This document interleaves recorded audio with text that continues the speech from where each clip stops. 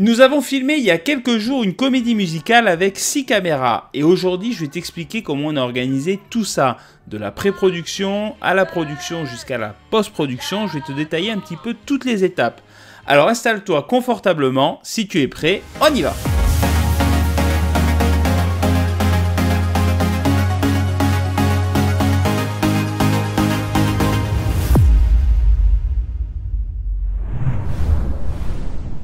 L'étape de pré-production, c'est-à-dire bien préparer son tournage, c'est une étape qui est vachement importante, puisque ça va permettre d'éviter d'avoir des mauvaises surprises le jour du tournage. Donc pour cela, ce qu'on fait, c'est qu'on essaye de récupérer un maximum d'informations auprès de la personne qui organise l'événement que l'on souhaite filmer. Par exemple, le lieu de tournage, le contact, les horaires auxquels il est possible d'arriver, de voir si on va pouvoir garer notre remorque à proximité de la salle, si on peut avoir un plan de scène, un conducteur du spectacle. Tout ça, c'est des éléments qui vont nous aider à construire notre fiche technique à nous et à imaginer notre dispositif de caméra qu'on va implanter. Donc là, en l'occurrence, pour ce tournage, on avait récupéré ce plan de scène où on voit toute la scène. Donc on voit qu'il y a des écrans LED qui sont installés sur scène. On voit qu'il y a plusieurs niveaux. Il y a des artistes qui seront au sol, mais des artistes qui seront également à 2 ou 3 mètres de haut, donc positionnés sur des plateformes. Donc voilà, ça nous donne une idée déjà générale de ce à quoi ça va ressembler en réalité. Et à partir de ça, mais aussi à partir des contraintes techniques, on va imaginer notre plan caméra. Alors pourquoi je parle de contraintes techniques? Parce que déjà, le matériel est différent. On a des caméras avec des objectifs longue focale, des objectifs courte focale, des caméras, des toutes petites caméras qu'on peut placer mais on ne peut pas y mettre un cadreur derrière, des caméras sans fil. Ensuite, au niveau des liaisons, on a des liaisons fibrées pour 4 caméras qui peuvent aller entre 100 et 200 mètres. On a un rack fibre aussi sur lequel on peut venir se plugger en SDI pour ajouter des caméras. Mais là, pareil, à partir du rack fibre, on ne peut pas aller à une distance supérieure à 50 mètres. Donc toutes ces petites choses-là, il faut les avoir en tête puisque c'est des contraintes techniques qui vont nous imposer quelques limitations dans notre plan caméra. Donc si vous voulez, je vais vous expliquer un petit peu comment j'ai construit ce plan caméra. Donc il faut imaginer ici, on a la scène, j'espère que vous voyez bien. Ici, donc, on a l'espace gradin, voilà.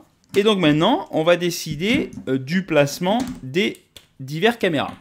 Alors, sur un spectacle, il y a 2 plans qui sont super importants. C'est déjà d'avoir un plan large de la scène. Donc ça, c'est une caméra qu'on va placer dans l'axe et qui va filmer l'ensemble de la scène. Donc c'est la caméra qu'on va appeler A. Ensuite, il y a une autre caméra qui est vachement importante, surtout là dans une comédie musicale où on a des chanteurs. C'est la caméra qu'on va appeler B. Et cette caméra, c'est le plan serré. Donc là, on va plutôt utiliser un objectif à longue focale.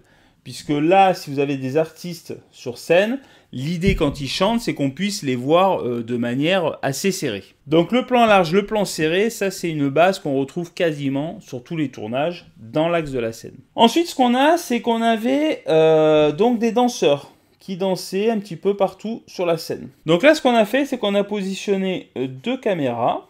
Donc ici la C, ici la D, de part et d'autre du gradin, donc elles avaient chacun une vision à 45 degrés. Et là, l'idée pour ces caméras, c'était de venir prendre des groupes de danseurs pour mettre en valeur un petit peu cette partie-là du spectacle. Lorsqu'il y avait des dialogues, parce que parfois on avait 2-3 comédiens qui étaient sur la scène, ben là, on se servait de ces caméras-là pour faire un chant contre chant. Voilà, ce qu'on appelle un chant contre chant. Donc là, on a déjà positionné 4 caméras. Ensuite, je vous ai dit, donc sur la scène, il y avait des chanteurs qui étaient positionnés en haut de certaines plateformes. Donc là, ce qu'on a fait, c'est qu'on a rajouté une caméra dédiée qui était montée sur un échafaudage ici. Donc c'est la caméra E. Et cette caméra-là, avec une focale assez longue, permettait d'aller chercher ces choristes qui étaient un petit peu partout tout au long du spectacle. Ça nous permettait d'avoir des plans de coupe au niveau des choristes. sans impacter les autres caméras qui avaient des fonctions bien précises. Et enfin, la dernière caméra, puisqu'on en avait placé 6, eh bien, elle était ici en pied de scène dans l'axe. Donc là, c'est la F. Voilà, elle était ici en pied de scène dans l'axe. Elle était robotisée, donc depuis la régie, on pouvait panoter, tilter, on pouvait rouler aussi. Et donc, ça nous permettait d'avoir vraiment une caméra au plus près de la scène et ça permettait d'avoir vraiment des images fantastiques. Voilà, donc c'est comme ça qu'on a construit le plan de scène, enfin le plan caméra. Donc, au niveau technique, on avait le cas régie qui est à l'extérieur à peu près par ici. Donc, je l'appelle R. Cette caméra-là, la F, elle était directement fibrée. La D, elle était directement fibrée. La C, elle était directement fibrée également. Et la dernière fibre, on l'a utilisée pour la caméra B, donc la longue focale. Et ensuite, ce qu'on a fait pour la A et la E, donc pour la A et la E, on est venu ici tirer une fibre MTP12, donc c'est une fibre qui a 12 brins dans la même prise. On est venu positionner le coffret à peu près par ici. Et sur ce coffret-là, donc à partir de ce même câble, on peut gérer 3 signaux vidéo aller-retour, 4 signaux son, 2 dans un sens, 2 dans l'autre, et un signal Ethernet à partir d'un seul câble. Donc ici, cette caméra-là en SDI, on est venu la relier au rack fibre, et cette caméra-là également. Et donc là, on a toutes nos caméras qui sont reliées jusqu'au KRJ. Ensuite, on avait encore le son à récupérer. Donc ce qu'on a fait, c'est qu'on a placé 2 micros ici et ici. Donc, ils venaient prendre l'ambiance du public. Ces micros, ils étaient également reliés au rack fibre, puisque je vous ai dit, ils peuvent gérer des signaux son. Et le dernier point, c'était le son de la scène. Et bien là, on a récupéré directement le son de la régie son qui était ici. Et on l'a envoyé directement dans la caméra B, qui possède 2 entrées XLR, et on récupérait ce son dans la régie. Et le tout dernier câblage qu'on a fait, c'est le câblage de l'intercom. L'intercom, c'est le réseau d'ordre entre les cadreurs pour qu'on puisse tous se parler. Et donc là, ça nécessitait de poser une base avec une antenne HF dans le coin de la scène. Voilà. Donc ça, c'est comme ça qu'on construit le plan, en prenant en compte les contraintes techniques que l'on a et que je vous ai citées, mais aussi les contraintes artistiques pour essayer de répondre à ce que l'organisation propose sur l'événement et de ne rien rater. Et donc, vous voyez, quand on construit ceci, on pense déjà aux fonctions que vont avoir à peu près chaque caméra. Donc, ce que je vous ai dessiné à main levée, nous, on va le mettre en forme au sein d'une fiche d'installation. Donc, vous retrouvez ici les caméras, la scène, les gradins, le cas régie. Vous retrouvez tout le câblage, les micros d'ambiance. Et puis ici, vous voyez pour chaque caméra, quel trépied on va utiliser, quelle caméra on va mettre en place et comment on va la connecter jusqu'à la régie. Donc avec ce document-là, on a à peu près toutes les informations. Donc ça, c'est un document technique qui est à destination de l'équipe. Et donc ce qu'on va également faire, c'est écrire donc, chez Rodeo Prod tout un dossier technique. Donc pour chaque tournage, on a ce type de document-là. Et donc si je vous le balaye rapidement, sur la première page, on va retrouver la date de l'événement, les numéros de téléphone des contacts. On va retrouver nos horaires d'arrivée prévus, horaires et jours d'arrivée prévus. Nos besoins en termes de logistique, si on a besoin de prise électrique, si on a besoin de dégager des fauteuils pour qu'on puisse y placer les caméras, des choses comme ça. Donc voilà, donc ça, on va dire que ça c'est plus pour la partie vis-à-vis de notre partenaire. Ici, il retrouve un plan de caméra qui est simplifié. Ici, on va dire pour chaque caméra, quelle caméra on a, quel objectif on utilise, quel trépied on utilise, quel remote et quels écrans. Donc ça, c'est des informations qui sont importantes également. Et ici, après, on a toute la partie câblage vidéo. Donc ici, on retrouve le câblage des caméras directement via des fibres SMPTE. Donc je rappelle que les fibres SMPTE, c'est dans un seul câble. L'idée, c'est que dans un seul câble, on a l'alimentation électrique, le télé, l'intercom, le contrôle de la caméra, le signal vidéo de la caméra, évidemment, mais aussi le signal vidéo qui vient de la régie jusqu'à la caméra, puisque le cadreur, en appuyant sur le bouton, il peut voir la réalisation en direct sur son viseur. Donc 4 caméras connectées en direct. Ici, les connexions au niveau du rack fibre dont je vous parlais. Donc là, on avait 2 caméras et 2 signaux audio. Ici, les liaisons directes en SDI, donc là, il n'y en avait pas. Et ensuite, ici, on voit toutes les sorties vidéo, donc de la thème, donc le mélangeur et du vidéo hub. Donc ça, c'est toutes les sorties vidéo qui partent de la régie. Donc nous, en l'occurrence, on avait plusieurs enregistreurs. Donc on avait 3 enregistreurs vidéo. Et on avait aussi 2 écrans à alimenter. Donc un dans les loges côté artiste et un pour la personne qui gérait la lumière. Donc ça lui permettait de voir ce qui se passait sur scène. Ensuite, ici, on a la configuration du mélangeur vidéo. Donc là, ici, on va y retrouver le numéro de la caméra, le numéro technique de la caméra, c'est-à-dire sur quelle prise physiquement elle se branche, et ici, le numéro artistique, c'est-à-dire le numéro qu'attribue le réalisateur à telle ou telle caméra, pour qu'on ait des numérotations qui soient à peu près cohérentes. Ici, vous avez donc le multiview, la configuration des multiviews, donc c'est ces 2 écrans qui sont en face du réalisateur et de l'ingévision, pour avoir les caméras dans les ordres qu'il souhaite. Ici, c'est le panel. Donc, quand on appuie sur les boutons, c'est la configuration des touches.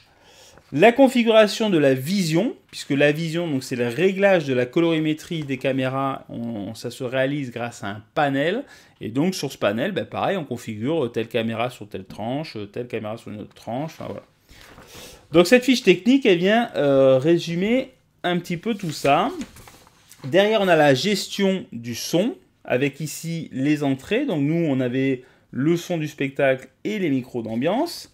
On n'avait pas de sortie. Ensuite, les enregistrements. Donc là, on a enregistré toutes les caméras, j'y reviendrai. Et ici, toute la logistique, donc l'organisation des déplacements de l'équipe. Et ici, les postes de chacun sur les 2 représentations, puisqu'on filmait le spectacle de l'après-midi et le spectacle du soir. Donc voilà, donc ça c'est un document qui est type, qu'on utilise à chaque tournage. Et vous le voyez, il est assez complet. Alors, petit aparté également, pour communiquer au sein de l'équipe avant le tournage, nous on utilise des groupes WhatsApp dédiés. Donc on a un groupe pour ce tournage avec toute l'équipe de l'association qui participe à ce tournage. Et donc ça nous permet d'envoyer ces documents-là, de discuter de divers points techniques ou de divers points organisationnels pour les déplacements, les choses comme ça. Allez, maintenant je vais t'expliquer comment ça se passe le jour du tournage, donc la partie production. Mais avant, abonne-toi pour ne rien rater de nos aventures et si ce contenu te plaît. Et puis si tu as des questions, n'hésite pas, on en parle ensemble dans l'espace commentaire. Alors ce jour-là, il faut savoir que le spectacle à filmer démarrait à 14 h et le public entrait dans la salle à 13 h. Donc on avait juste le matin pour installer tout notre matériel. Donc on est parti assez tôt le matin, on a prévu une arrivée sur place pour 8 h. Et donc là, le but, c'est d'être bien organisé pour faire une installation la plus rapide possible. Donc là, en général, on fait des petits groupes. En général, on a une personne qui est autour de la régie qui va préparer le cas régie, donc démarrer la régie, la brancher, enfin plutôt la brancher et la démarrer, c'est mieux dans ce sens-là. Il va vérifier la configuration des différents matériels, table son, panel de mélangeur, panel vision. Il va démarrer tous les ordinateurs, insérer des cartes mémoire dans les enregistreurs. Enfin bon, bref, il y a tout un travail à faire autour du cas régie pour le préparer correctement. Donc ça, il y en a une personne qui fait ça. En général, on a une équipe qui va commencer à monter toutes les caméras. Donc les trépieds, les cams, faire la bulle, donc ils vont installer donc en l'occurrence les 6 caméras. Ensuite on a des gens qui vont tirer tous les câbles, donc tous les câbles dont j'ai parlé, on va les tirer tous pour les passer dans la salle. Et puis en général, on a une dernière équipe qui va s'occuper du rack fibre, de brancher le son de la salle et le son des micros, qui vont faire un petit peu les choses annexes. Voilà. Donc grosso modo, il peut y avoir des différences, mais on organise un petit peu comme ça, et ça permet d'être assez efficace, et généralement... En moins de 2 heures, on est quasiment prêt à tourner. Alors, il faut savoir que sur ce tournage, on avait toute une série de nouveautés qui étaient mises en place. Donc, on avait acheté une nouvelle caméra, donc une micro studio, donc qui était sur le plan large. Donc, c'était une petite caméra en fixe qui fait de très belles images. Donc, on l'a testé, c'était son premier tournage ce jour-là. On a également une autre micro studio, mais qui, elle, est montée sur un Ronin et qui peut être pilotée depuis la régie. Donc ça, pareil, c'était son premier vrai gros tournage. Et puis on a le rack fibre, donc on avait testé sur un autre tournage, mais vraiment en version light. Là, c'est la première fois qu'on l'utilisait vraiment en version un peu intensive, puisqu'on avait 2 signaux vidéo qui partaient vers la régie, un qui venait de la régie, 2 micros qui partaient vers la régie et l'Ethernet qui servait à piloter des matériels. Donc on l'a utilisé à peu près aux 3/4 de sa puissance. Donc voilà, c'était un petit peu l'épreuve du feu pour ce rack-là. Du coup, on a fait le montage donc de 8h à 11h30. À 11h30, on avait un point avec la lumière qui était prévue. Donc on s'était calé avec l'ingé lumière pour mettre un plein feu sur scène afin qu'on puisse régler un petit peu les iris, la colorimétrie des caméras, vérifier qu'il n'y avait pas de souci. Et d'ailleurs, à ce propos, on a détecté un souci à ce moment-là, puisqu'en fait, il y avait un laser qui était prévu en fond de scène pour faire les vagues, parce que c'était un spectacle qui était censé être sous l'eau. Et ça clignotait vachement à l'image, à cause des différences de fréquence. Et donc ça rendait pas très bien à l'image. Donc on a convenu avec l'organisation de ne pas utiliser le laser sur la représentation de l'après-midi, qui est la représentation qui est véritablement enregistrée pour le spectacle final. Ensuite, à midi, toute l'équipe est partie se restaurer. À 13h, le public est rentré sur scène. Et à 14h, c'est le début du show. Alors, pour le spectacle, on a enregistré l'ensemble de la réalisation, donc toutes les commutations avec les caméras, le final, entre guillemets, mais on a également enregistré toutes les caméras séparément. Pourquoi ? Parce que sur une comédie musicale, il se passe énormément de choses. Et je veux dire, on n'est pas à l'abri de faire un mauvais cut ou de montrer une action à un endroit, puis en fait, ce qui se passait d'important se passe à un autre endroit. Donc on voulait se garder la possibilité de reprendre le montage a posteriori. Mais ça, je vais y revenir un petit peu plus tard, et notamment sur la partie post-production. La représentation s'est finie vers 18h. Ensuite, on a repris le tournage pour une deuxième représentation le soir. Donc celle-ci, elle avait plus vocation à enregistrer des bonus, puisque la vraie captation, c'est l'après-midi. Mais le soir, il y a des danses qui sont un petit peu différentes. Donc, en fait, on capte tout le spectacle. Ça permettra de les rajouter sur le DVD final. Ensuite, 23h30, fin de la représentation. On range tout le matos. On en a à peu près pour 1h30. Et ensuite, on rentre. Donc, vous voyez, ça fait quand même une très, très grosse journée pour nous. Sur cette comédie musicale, comme je vous disais, il y a une particularité. C'est qu'il se passe beaucoup de choses sur scène. Et donc, c'est la seule fois de l'année où, de notre côté, on crée un poste de script. Donc là, en l'occurrence, c'est Chloé dans l'association qui s'en occupe. Donc elle est arrivée la veille de la représentation pour venir voir la répétition générale. Donc là, le but, c'est qu'elle puisse prendre, elle a le conducteur sous les yeux du spectacle et son objectif, c'est de prendre un maximum de notes sur tout ce qui va se passer. Notamment sur quels sont les artistes qui chantent, où se passent les entrées et les sorties, est-ce que c'est côté jardin, côté cour, est-ce qu'il y a des danseurs, est-ce qu'il y a des chœurs. Donc voilà, elle va prendre un maximum de notes de manière à ce que le lendemain, elle puisse, pendant la réalisation, nous restituer un petit peu tout ce qui va se passer, de manière un petit peu anticipée, afin qu'on puisse, nous, avoir les caméras qui soient positionnées au bon endroit. Donc Chloé, elle est assise juste à côté du réalisateur, et donc en fait, dans les intercoms, elle va donner au fil du spectacle toutes ces informations-là pour qu'on puisse filmer correctement et savoir ce qui va se passer. Donc là, c'est un petit peu compliqué dans le sens où elle nous donne donc toutes ces informations-là au fil du tournage. Et moi, à la réalisation, je dois quand même piloter les cadreurs, leur donner des informations techniques sur les commutations, où est-ce que je souhaite qu'ils se placent, quelle valeur de plan j'ai besoin.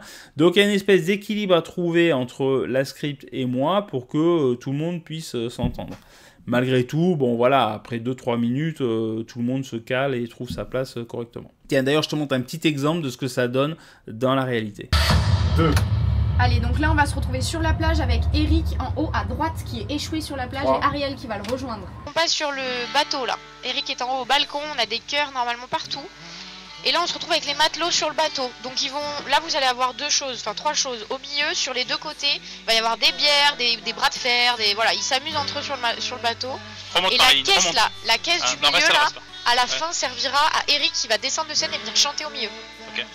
En tout cas, c'est un poste qui est vachement important, et notamment sur ce type de spectacle, parce que vraiment, ça permet de ne rien rater de ce qui va se passer. Allez, on passe à la partie 3, la post-production. Parce que de retour à la maison, il y a beaucoup de boulot encore à faire. D'abord, il faut aller dérocher toutes les cartes. Et là, je peux te dire que tu reviens avec quelques gigas de données, parce que 6 caméras, plus la réalisation. On a filmé 2 fois 3 heures, donc ça te remplit un bon disque dur. Ensuite, je vais sur le logiciel DaVinci Resolve et je viens préparer le projet. Donc en gros, moi ce que je fais, c'est que sur la première piste vidéo, je mets la réalisation, donc avec toutes les commutations. Et ensuite, sur les pistes au-dessus, je viens synchroniser chaque caméra. Alors comment on synchronise chaque caméra? Ben, écoute, c'est très facile. C'est que le mélangeur, lui, il enregistre le timecode. Et le timecode, c'est vachement précis et important. Donc, c'est sous un format heure, minute, seconde et le nombre d'images. Donc, il y en a 50 par seconde. Et en fait, ce signal-là, il est envoyé dans toutes les caméras. On m'appelle là. Allô? Excusez-moi de vous déranger, livreur UPS. Oui? J'avais un colis pour vous, c'est pour ça, c'est chez vous. Oui, je suis chez moi, ouais. Ah bah nickel, bon bah je suis devant. Allez, j'arrive. C'était le livreur UPS qui me livrait un colis. Bon, donc je vous expliquais donc le timecode. Donc le mélangeur envoie le timecode précis à chaque caméra et chaque caméra l'enregistre. Donc après dans le logiciel, c'est une information qu'on peut lire et donc c'est vachement facile. Il suffit de mettre toutes les caméras à la même heure et donc tous les plans sont synchronisés assez rapidement et assez facilement. Et donc ce que je fais dans un premier temps, c'est que j'envoie donc au metteur en scène, à l'organisation, je lui envoie un plan avec le final de la réalisation, le timecode et l'image des 6 caméras. Donc ça lui permet de visualiser tout le spectacle et de voir en même temps toutes les caméras qu'il y avait à l'instant T. Et puis donc cette personne-là va me dire, ben, à tel moment je veux que ce soit plutôt telle caméra plutôt que celle-là. Et donc elle va me faire un dérochage complet du spectacle et me lister tous les plans à modifier. De son côté, elle va donc l'organisateur du spectacle va retravailler toutes les pistes son puisque eux ils ont fait un enregistrement de leur côté de tout le spectacle. Donc ils vont remixer un petit peu tout ça et donc à la fin ils vont me donner la liste des plans à changer, la nouvelle piste son. J'intègre toutes ces modifications là. Je lui renvoie un final qu'elle va revisionner. Et donc, si c'est bon, et bien voilà, c'est la fin de la post-production. Mais toute cette partie-là, elle est assez chronophage. Elle demande quand même pas mal de temps. Donc ça, c'est des projets qui sont vachement intéressants à faire. Il y a un vrai travail de pré-prod, de prod et de post-prod. Donc c'est des projets qui sont vachement aboutis. On ne fait pas ça sur chaque tournage, hein, vous vous doutez bien. Par exemple, sur un gala de danse, les choses sont assez prévisibles. Il n'y a pas de chanteur, il n'y a pas de chœur, il n'y a pas d'acteur. Donc je veux dire, c'est beaucoup plus facile à filmer, il y a moins de reprises à faire. Donc ce qu'on fait en général sur les galas de danse, c'est qu'on va uniquement enregistrer 2 caméras, le plan large et le plan serré qui est dans l'axe. Comme ça, ça nous permet, s'il y a vraiment une mauvaise commute, de reprendre les plans, mais c'est beaucoup plus facile. Si on fait de la captation sur des écrans, si on fait de la retransmission, pardon, sur des écrans géants, ben là, on va carrément pas enregistrer les caméras, on va juste enregistrer la réalisation. Donc voilà, on fait pas ça sur chaque tournage, hein. Il faut le faire quand ça vaut le coup, quand vraiment ça vaut le coup, parce que notamment, c'est comme je le disais, c'est assez chronophage. Si j'avais pu, j'aurais aimé rajouter un travelling en pied de scène, parce que à la place de la PTZ motorisée, parce que ça fait là aussi, ça apporte du mouvement et ça donne des plans qui sont vraiment sympas. Si on avait pu aussi, on aurait rajouté la grue pour avoir des mouvements dynamiques au-dessus du public qui se rapprochent de la scène. Mais voilà, il faut aussi tenir compte des contraintes de l'organisation. Là, le problème, c'est que le travelling, ça enlève toute une rangée de sièges. La grue, c'est un empattement de 12 mètres carrés à peu près au sol. Donc là, pareil, ça enlève beaucoup de sièges. Donc voilà, il faut tenir compte aussi de ces contraintes niveau salle, organisation. Mais voilà, en tout cas, avec les caméras qu'on a placées et telles qu'on les a placées, on a déjà fait du super boulot et on est très content. Voilà, j'espère que cette vidéo t'a plu. En tout cas, n'hésite pas à lâcher un petit j'aime, à t'abonner. Et puis, si tu as des questions, comme je te le disais, n'hésite pas. Les commentaires sont là pour ça. À très bientôt. Ciao!